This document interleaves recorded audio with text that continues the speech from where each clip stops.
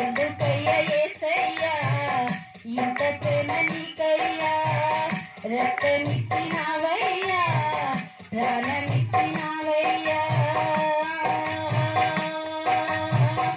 ఏ మంచి లేకున్నా నన్ను ఎంచుకున్నావు, అర్హత లేకున్నా ఎగిలిగా ఎంచావు. ఏ మంచి లేకున్నా నన్ను ఎంచుకున్నావు, అర్హత లేకున్నా ఎగిలిగా ఎంచావు. నేను నిన్ను చూడకున్నా నన్ను నీవే చూసావు.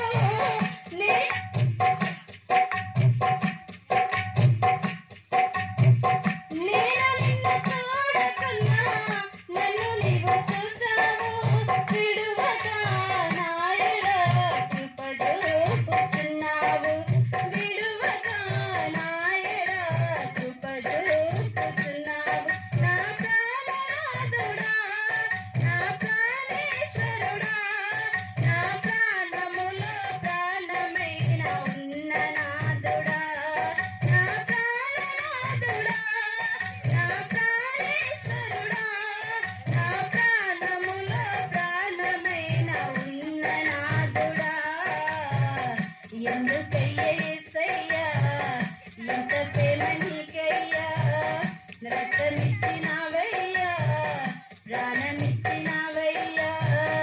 ఎందుకయ్యా యేసయ్యా ఇంత ప్రేమ నీకయ్యా, రక్తమిచ్చినావయ్యా, ప్రాణమిచ్చినావయ్యా. జ్ఞానమేమి లేకున్నా నన్ను ఎంచుకున్నావు, జ్ఞానాత్మతో నింపి జ్ఞానిగా చేశావు. జ్ఞానమేమి లేకున్నా నన్ను ఎంచుకున్నావు, జ్ఞానాత్మతో నింపి నన్ను నీవు నింపావు. నేను నిన్ను అడుగుతున్నా అన్ని నీవే ఇచ్చావు, నేను నిన్ను అడుగుతున్నా అన్ని నీవే ఇచ్చావు. విడువక నాయడ కృప చూపుచున్నావు, విడువక నాయడ కృప చూపుచున్నావు.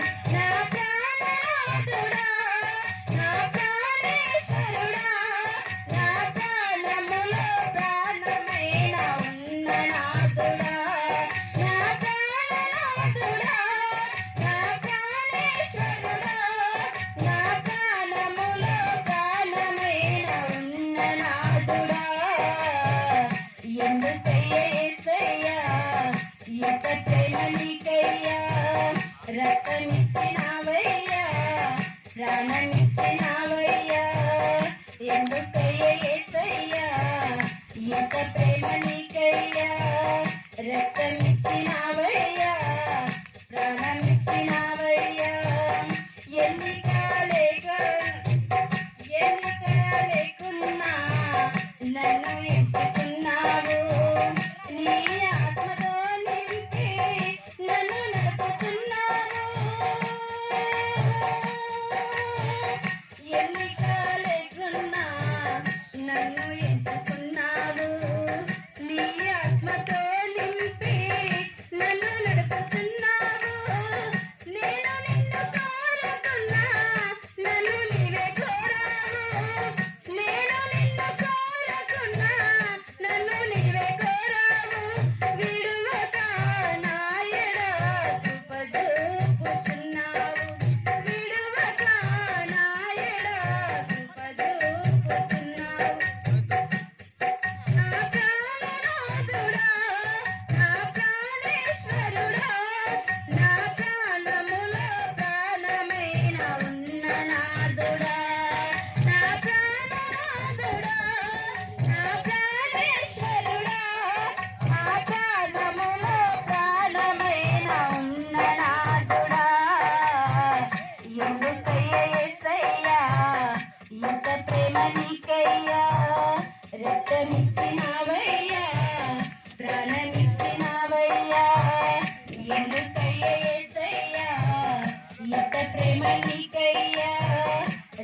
ప్రాణమిచ్చినావయ్యా ప్రాణమిచ్చినావయ్యా జాలిగా నన్నే చూసినావయ్యా జాలిగా నన్నే చూసినావయ్యా నా ప్రాణనాథుడా నా ప్రాణేశ్వరుడా నా ప్రాణముల ప్రాణమైన ఉన్ననాథుడా నా ప్రాణనాథుడా నా ప్రాణేశ్వరుడా నా ప్రాణముల ప్రాణమైన ఉన్ననాథుడా ఎందుకయ్య యేసయ్యా ఇంత ప్రేమ నీకయ్యా. ఒక చిన్న అంశాన్ని ధ్యానం చేసుకుందాం. మనిషి జీవితం అనేది ఈ భూమి మీద చాలా అల్పమైనటువంటి జీవితం. ఒకప్పుడు దేవుడు ప్రారంభ కాలంలో మనిషికి 1000 సంవత్సరాల ఆయుష్కాలాన్ని ఇచ్చాడు. పరిశుద్ధ గ్రంథంలో ఎక్కువ సంవత్సరాలు బ్రతికినటువంటి వ్యక్తి పేరు ఏమిటంటే మీకు అందరికి తెలుసు, మెతుశిల. 969 సంవత్సరాలు. నరుల యొక్క ఆయుష్కాలాన్ని దేవుడు 1000 సంవత్సరాల నుంచి ఈ భూమి మీద ఉన్నప్పుడు అంతగా బ్రతికేటువంటి ఆయుష్కాలాన్ని ఇచ్చాడు. అయినప్పటికీ దేవుడు చేసినటువంటి ఒక అద్భుతమైనటువంటి శరీరం కూడా మనం ఆలోచన చేస్తే 969 సంవత్సరాలు అంటే దాదాపుగా 1000 సంవత్సరాలు భూమి మీద మనుగడను కొనసాగించడానికి నేలమట్టితో నరుని నిర్మాణం చేసినప్పుడు ఆ శరీరం గురించి మనం ఆలోచన చేస్తున్నప్పుడు నిజంగా అంతగా పనిచేసేటువంటి మెటీరియల్ని దేవుడు మనకు అమర్చాడు. ఇప్పుడు మనిషి ఆయుష్కాలం ఎంత ఉందంటే ఇంతలో కనబడే అంతలో మాయమయ్యే ఆవిరి వంటి జీవితానికి వచ్చేసాం. 969 సంవత్సరాలు బ్రతికేటువంటి మానవ దేహము ఈరోజు ఎంత సడన్గా ఇంతలో కనబడి అంతలో మాయమయ్యేటువంటి ఆవిరి వంటి జీవితంలోకి వచ్చేసామంటే దేవుడు కూడా త్వరగా తన యుద్ధకు రావాలని కోరుకుంటున్నాడు. మనుషులు కూడా చేస్తున్నటువంటి భయంకరమైనటువంటి ఈ చెడు ఆలోచనలు, ఈ చెడు తలంపుల ద్వారా తమ ఆయుష్కాలాన్ని కూడా తగ్గించుకుంటున్నారు. అందుకే మనుషుల యొక్క ఈ జీవిత విధానాన్ని దేవుడు చెబుతూ ఒక మాటను మనం యోబు గ్రంథంలో చూడగలిగితే 7వ అధ్యాయము, యోబు గ్రంథము 7వ అధ్యాయము ప్రారంభ వచనాన్ని మనం చూద్దాం. భూమి మీద నరుల కాలము యుద్ధ కాలము కాదా? వారి దినములు కూలివాని దినముల వంటివి కావా అంటున్నాడండి. ఒకసారి ఆలోచించండి. భూమి మీద నరుల కాలము యుద్ధ కాలము వంటిది కాదా? యుద్ధము ఎంతసేపు ఉంటుందో ఒకసారి ఆలోచించండి. ఒకసారి యుద్ధము 2 దేశాల మధ్య జరుగుతున్నప్పుడు కొంతకాలం వరకు జరుగుతుంటుంటుంది. గొడవ పడినప్పుడు కూడా ఎంతసేపు జరుగుతుందో ఒకసారి ఆలోచించండి. అలాగని ఎలాగైతే కంటిన్యూషన్గా ఉండదో మనుషుల యొక్క ఆయుష్కాలాన్ని కూడా ఉద్దేశించి భక్తుడైనటువంటి యోబు గారి ద్వారా దేవుడు రాయిస్తున్న మాట ఏంటంటే నరుల కాలము యుద్ధ కాలము. భూమి మీద బ్రతుకుతున్నటువంటి కాలాన్ని మనకు దేవుడు మరొకసారి గుర్తు చేస్తున్నాడు అనమాట. మన ఆయుష్కాలం కూడా ఎలాగనో ఉందని చెప్తున్నాడు. అంటే కింది లైన్లో చెప్తున్నాడు, వారి దినములు కూలివాని దినముల వంటివి కావా? కూలివాని దినాలు, కూలివాడు పనికెళ్తే ఎన్ని నుంచి ఎంత దాకా చేసి వస్తాడమ్మా? ఉదయము 9కి పోతే సాయంకాలం 6 గంటలకు వచ్చేవాళ్ళు ఉంటారు. ఉదయం 6 గంటలకు పోతే మధ్యాహ్నం 3 గంటలకు వచ్చేవాళ్ళు కూడా ఉంటారు. లేదంటే మధ్యాహ్నము 3 గంటలకు 2 గంటలకు వెళ్ళిన వాళ్ళు సాయంకాలం 9, 10 వరకు కూడా చేసి వస్తుంటారు. నిజంగా అలాగున కూలివాని దినముల్లా దేవుడు పోలుస్తున్నాడండి. అంటే మనిషి ఆయుష్కాలం భూమి మీద బ్రతుకుతున్నటువంటి జీవిత కాలము ఎంత కాలం అని మనకు చూపించటానికే కూలివాని దినములతో పోల్చి చూపిస్తున్నాడు. అంటే మనకేమర్థమవుతుందో కానీ ఈ మాటలు విన్న తర్వాత మనం ఇంకా ఇక్కడే బ్రతుకుతాములే, ఇక్కడే శాశ్వతంగా ఉంటాములే అనుకొని ఈరోజు మానవ ప్రపంచము చాలామంది ఈ పాపములో మ్రగ్గిపోతున్నారు. చాలామంది. కీర్తనలు 39వ అధ్యాయము 5వ వచనం. నా దినముల పరిమాణము నీవు బెత్తడెంతగా చేసి ఉన్నావు, నీ సన్నిధిన నా ఆయుష్కాలము లేనట్టే ఉన్నది. ఎంత స్థిరుడైనను ప్రతి వాడును కేవలం వట్టి ఊపిరి వలె ఉన్నాడు. వట్టి ఊపిరి వలె ఉన్నాడు. నిజం ఒకసారి ఆలోచించండి. చాలామందిని ఈరోజు మనం అనుకుంటుంటాం, ఎక్కడికి వెళ్ళిపోతే మరలా తిరిగేసి మనం ఇంట్లోకి చేరుకుంటాంలే, రేపు మనం బంధువులతో కలిసి మన సొంత వాళ్ళతో కలిసి మనం సంతోషిస్తాంలే, ఆనందిస్తాంలే అనుకుంటుంటాం. మన జీవితము ఎంత అల్పమైనదని చెప్పటానికి మనిషి ఆయుష్కాలము కూలివాని దినాలతో పోల్చాడంట. మనిషి ఆయుష్కాలాన్ని బెత్తడంతగా చేశాడంట. బెత్తడంటే ఎంత ఉంటుందో ఒకసారి ఆలోచించండి. నిజంగా ఇది మనకు అర్థమైతే ఒట్టి ఊపిరి వంటిది అంట మనిషి ఆయుష్కాలం. ఒట్టి ఊపిరి వంటిది అంటే లేనట్టయి ఉన్నది.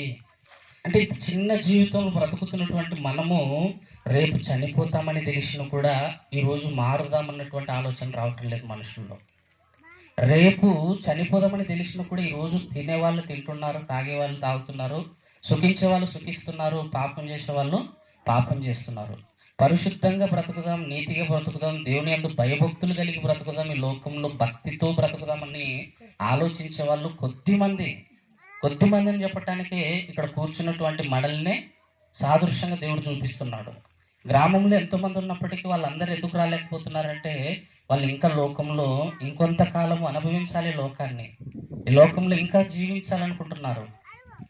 ఈ లోకాన్ని విడిచిన తర్వాత మహాలోకము, శాశ్వత లోకము, పరలోకం మనకు నిత్యలోకము, శాశ్వతంగా దేవుని యొద్ద ఉండేటువంటి ఆ జీవాన్ని మనము పోగొట్టుకుంటున్నాం ఈ అల్పమైనటువంటి జీవితంలో. మనం అక్కడ శాశ్వతంగా దేవుని కాడ బ్రతకాలంటే ఈ భూమి మీద ఉన్నప్పుడు మనము దేవునికి చిన్న జీవితాన్ని అర్పణగా చేసుకోవాలి. 103వ కీర్తనలో కూడా ఒక మంచి మాట చెప్తాడు. చూస్తే 103వ కీర్తన 15వ వచనం,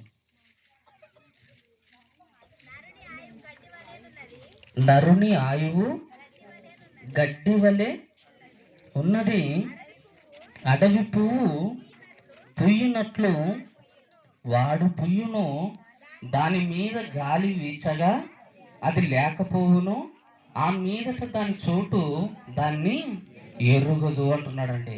నరుని ఆయువు ఎలా ఉందంటమ్మా? గడ్డి వలె ఉన్నదంట. గడ్డి మనకు అందరికి తెలుసు కదండి, ప్రతిరోజు చూస్తుంటాం మనం గడ్డిని. అంటే మన ఆయువుని గడ్డిని ఎందుకు పోల్చి చూపిస్తున్నాడండి? ప్రతిరోజు మన గడ్డి కనబడితే మన ఆయువు గుర్తు రావాలా, మన ఆయుష్కాలం గుర్తు రావాలా. నా జీవితం కూడా ఒక గడ్డితో పోల్చి చూపిస్తున్నాడు దేవుడు. నేను గడ్డి ఎప్పుడు రాలిపోతుందో, ఎప్పుడు ఎండిపోతుందో, ఎప్పుడు కొయ్యబడుతుందో, ఎప్పుడు లేకుండా అది ఎగిరిపోతుందో తెలియని యొక్క స్థితిలో ఉంది అది. మన జీవితం కూడా అలాగనే ఉంది. మన ఆయుష్కాలాన్ని కూడా గడ్డితో పోల్చి చూపిస్తున్నాడు. ఇంకేమంటున్నాడు మా కింది లైన్లో 15వ వచనంలోనమ్మా, 15వ వచనంలో, అడవి పువ్వు పుయ్యినట్లు వాడు పుయ్యును, దాని మీద గాలి వీచగా అది లేకపోవును. అడవిలో పువ్వు పూసినప్పుడు నిజంగా అలాగే మనం పూస్తామంట, భూమి మీద పూసి దాని మీద గాలి వీచగానే అది ఏమైపోతుందంట, లేకుండా పోతుందంట. మన జీవితాన్ని కూడా ఒకసారి ఆలోచించుకుందాం. మన కళ్ళెదుట ఉదయం మనం పూలు ఎన్నో పెట్టుకుంటుంటాం. స్త్రీలు ఇక్కడ ఉన్నటువంటి వాళ్ళు, మీరు ఉదయం కాగానే మీరు ఇంట్లో పెంచుకున్నటువంటి ఆ తొట్టిలో పెంచుకున్నటువంటి పూలలో రోజా పువ్వు కానివ్వండి, ఒక మల్లె పూలు కానివ్వండి, ఒక గులాబీ పువ్వు కానివ్వండి, ప్రతిరోజు తలలో పెట్టుకుంటారు. తలలో పెట్టుకున్నటువంటి ఆ పూలు సాయంకాలం కల్లా ఏమైపోతాయమ్మా? అవి వాడిపోతే మరలా మనం రేపు అవే పెట్టుకుంటామా? పెట్టుకోం. ఏం చేస్తాం? దానిలో పారవేస్తాం. మన జీవితం కూడా ఒకసారి ఆలోచించుకుందాం. పువ్వులను, గడ్డిని, అడవి పువ్వులను నిజంగా ఎందుకు చూపిస్తున్నాడంటే ప్రతిరోజు కూడా నీ కళ్ళకు కనబడుతున్నటువంటి వాటిని చూసి నీ జీవితం కూడా, నీ ఆయుష్కాలం కూడా అంత అల్పమైనది అని నువ్వు గ్రహించి దేవుని యందు భయభక్తులు కలిగి బ్రతకటానికి వీటన్నిటిని చూపిస్తున్నాడు దేవుడు. ఇంకొక మాటను మనం చూస్తే యాకోబు రాసినటువంటి పత్రిక 4వ అధ్యాయము 14వ వచనం కూడా చదువున్నాము. సరే, యాకోబు రాసినటువంటి పత్రిక 4వ అధ్యాయము 14వ వచనం అమ్మ. యాకోబు పత్రిక 4వ అధ్యాయము 14వ వచనం. రేపేమి సంభవించునో నీకు తెలియదు మీ జీవితము ఏ పాటిది. మీరు కొంతసేపు కనబడి అంతలోనే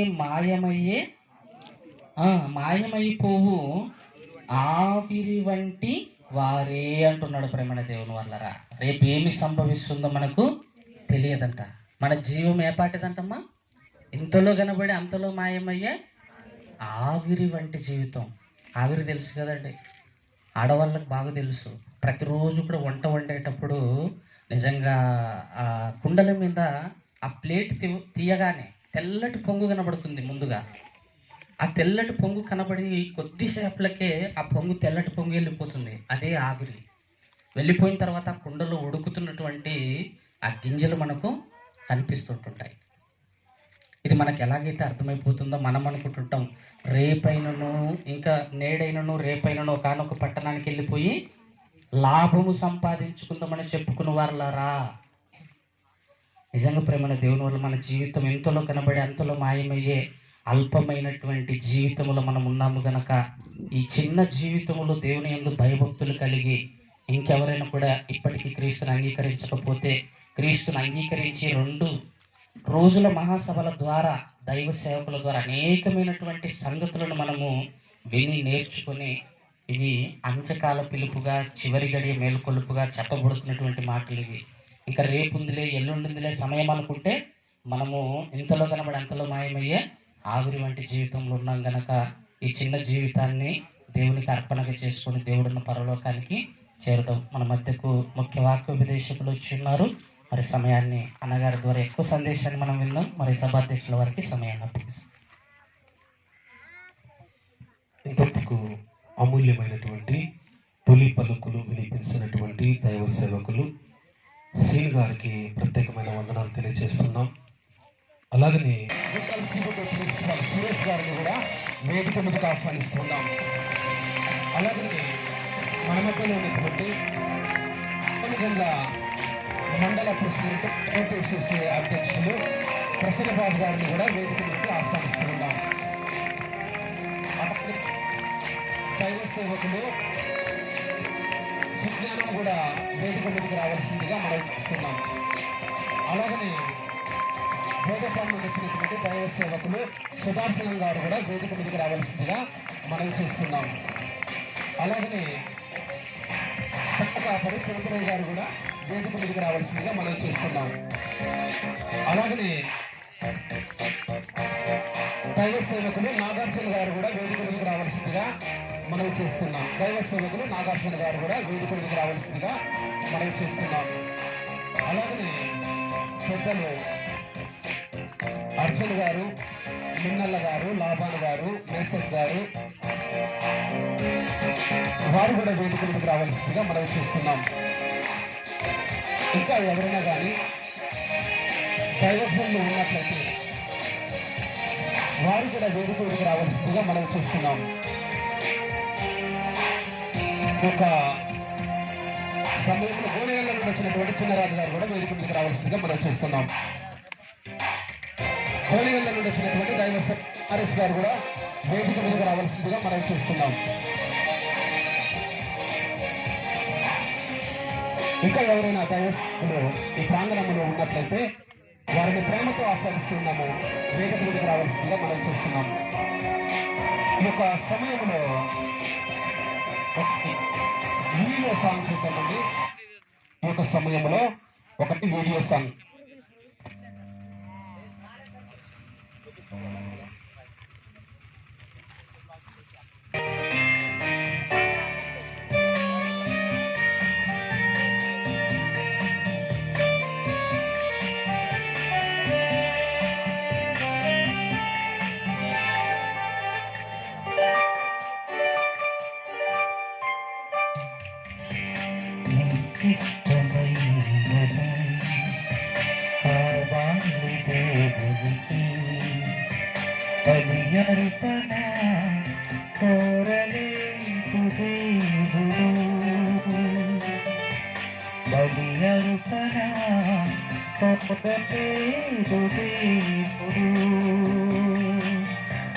ప్రభు మనసు తెలుసుకో, వాక్యాన్ని చదువుకోను, నీకిష్టమైనది కావాలి దేవుడికి. బలి అర్పణ కోరలేదు దేవుడు.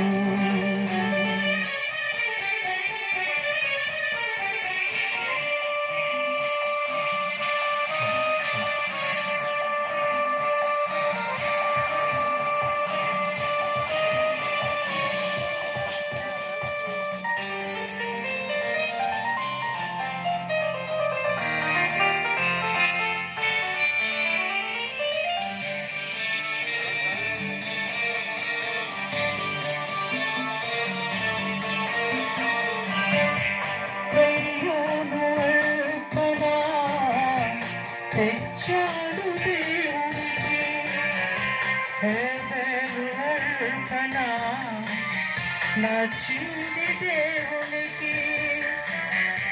కయ్యూను అర్పణ తెచ్చాడు దేవునికి, హేబెలు అర్పణ నచ్చింది దేవునికి. అర్పించు వాటి కంటే అర్పించు మనసు ముఖ్యం. అర్పించు వాటి కంటే అర్పించు మనసు ముఖ్యం. నచ్చాలి మొదట నీవే, కావాలి మొదట నీవే, నీకిష్టమైనది.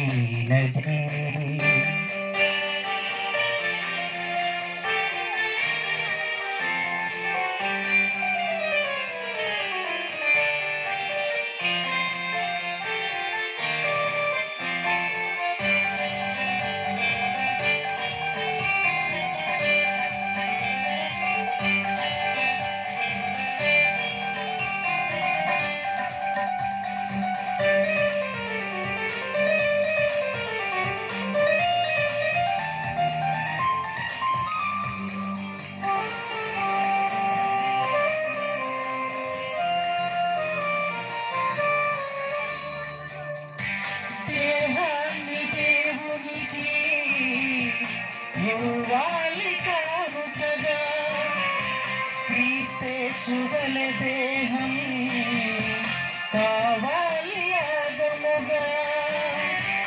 దేహాన్ని దేవునికి ఇవ్వాలి కాదు కదా, క్రీస్తేసువల దేహం కావాలి యాగముగా. నీ ధనము ధాన్యము కంటే ఒక పాపి మార్పు ముఖ్యం. నీ ధనము ధాన్యము కంటే ఒక పాపి మార్పు ముఖ్యం. ప్రకటించు క్రీస్తు కొరకే, మరణించు పాపి కొరకే, నీకిష్టమైనది కావాలి దేవునికి. బలి అర్పణ కోరలేదు దేవుడు, బలి అర్పణ కోరలేదు దేవుడు. ప్రభు మనసు తెలుసుకో, వాక్యాన్ని చదువుకో, నీకిష్టమైనది కావాలి దేవునికి. బలి అర్పణ కోరలేదు దేవుడు, బలి అర్పణ కోరలేదు దేవుడు.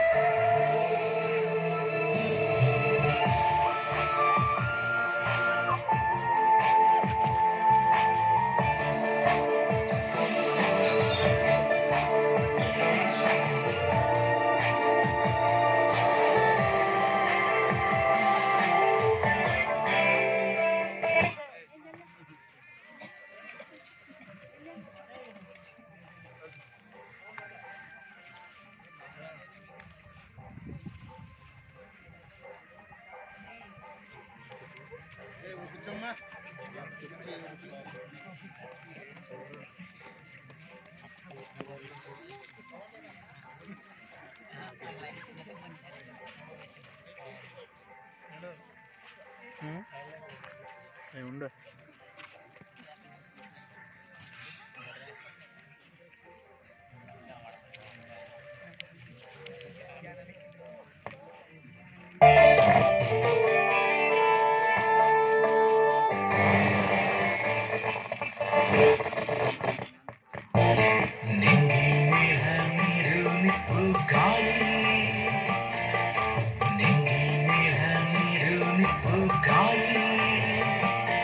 ఇవి చేసిందెవరో తెలుసునా,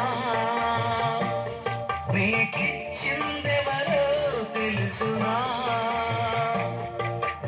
ఆకలి తీర్చే ఆహారాన్ని చేసింది ఎవరిని, నువ్వు పుట్టక ముందే చేశాడు అన్ని ఇచ్చాడు నీకని, నీవెవరివో తెలుసా,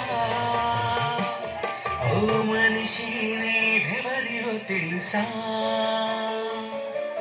నింగి నేల నీరు నిప్పు గాలి, నింగి నేల నీరు నిప్పు గాలి.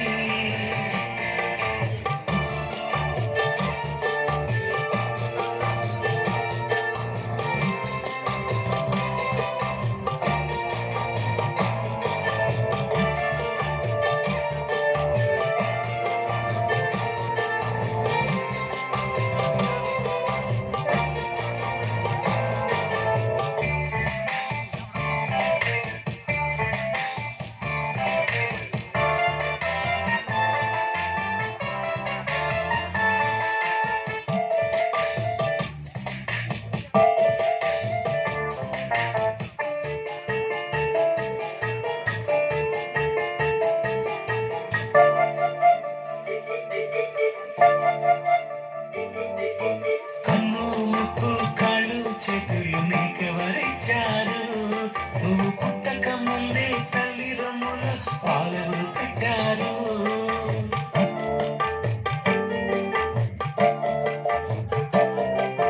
కన్ను ముక్కు కాళ్ళు చేతులు నీకెవరిచ్చారు, నువ్వు పుట్టక ముందే తల్లి రొమ్ముల పాలెవరు పెట్టారు, నీ ఆకలి తీర్చే ఆ దేవుడెవరని ఎప్పుడైనా తల్లిదండ్రిని నువ్వు అడిగావా, నీ ఆకలి తీర్చే ఆ దేవుడెవరని ఎప్పుడైనా తల్లిదండ్రిని నువ్వు అడిగావా, పీల్చే గాలి తాగే నీరు ఎవరిచ్చారు, నింగి నేల నీరు నిప్పు గాలి, నింగి నేల నీరు నిప్పు గాలి.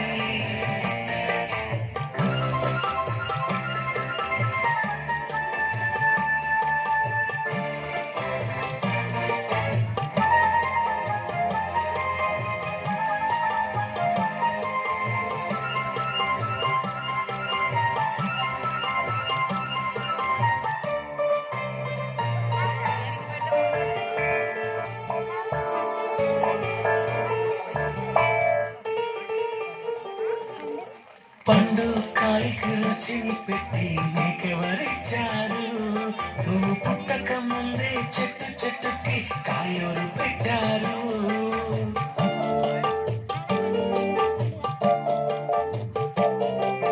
పండు కాయకు రుచిని పెట్టి నీకెవరిచ్చారు, నువ్వు పుట్టక ముందే చెట్టు చెట్టుకి కాయలు పెట్టారు, నీ కోరిక తీర్చే అతనెవరో కాదని నీ తల్లిదండ్రులకే తండ్రిని నువ్వు మరిచావా, నీ కోరిక తీర్చే అతనెవరో కాదని నీ తల్లిదండ్రులకే తండ్రిని నువ్వు మరిచావా, పీల్చే గాలి తాగే నీరు అతనిచ్చాడు, నింగి నేల నీరు నిప్పు గాలి,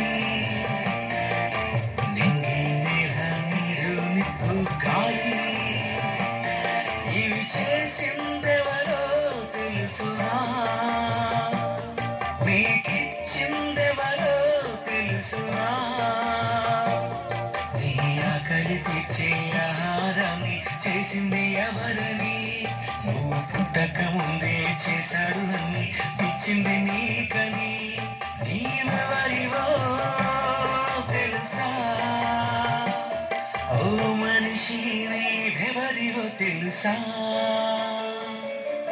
నింగి నేల నీరు నిప్పు గాలి నింగి నేల నీరు నిప్పు గాలి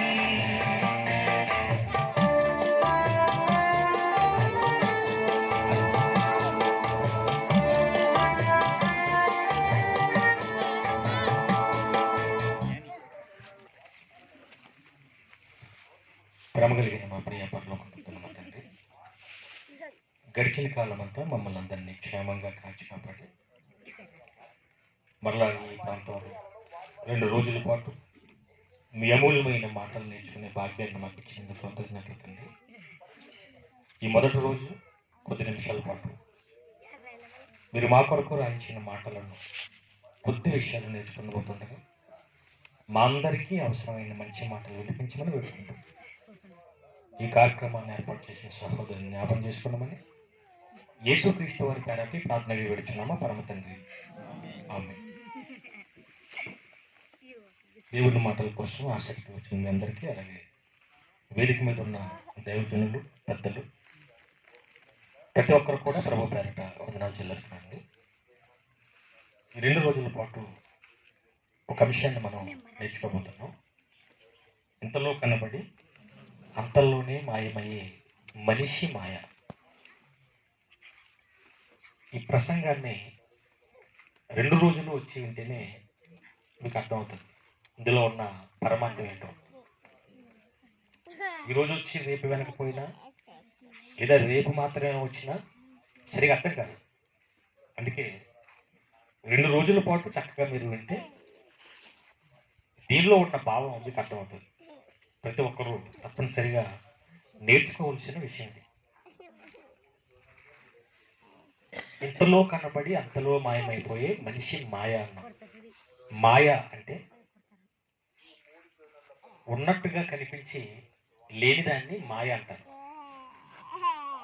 ఉన్నట్టుగానే కనపడుతుంది కానీ ఇంతకీ అది ఉండదు. దీన్ని మాయ అంటారు, మోసం మన భాషలో. మనిషి జీవితం కూడా ఒక మాయ లాంటిది అని బైబిలే చెప్పింది. మనం వాక్యపట్నం చదువుకున్నాం.